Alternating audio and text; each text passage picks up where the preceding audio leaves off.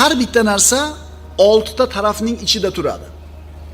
Har bitta narsaning oldi bor, orqasi bor. O'ngi bor, so'li bor, usti bor, osti bor. Har bitta narsa 6 ta tarafning ichida turadi. Va zatan an jihati sitti xoli. Va 6 tarafdan xoli bo'lgan zot deymiz. Mana shu o'rinda Alloh taolo makondan xoli ekanligi haqida ham bahs qilishimiz kerak bo'ladi. Qaytarib o'taman.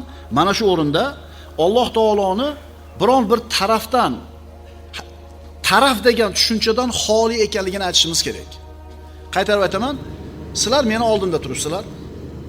Masjidning imorati, yangi qurilayotgan imorati meni orqamda turibdi. Usul tilchimiz mendan chop tomonda turibdi, temir yashigimiz o'ng tomonda turibdi. Demak, men narsaman, men 6 ta tarafni ichidaman. Yerning ustidaman, osmonning ostidaman.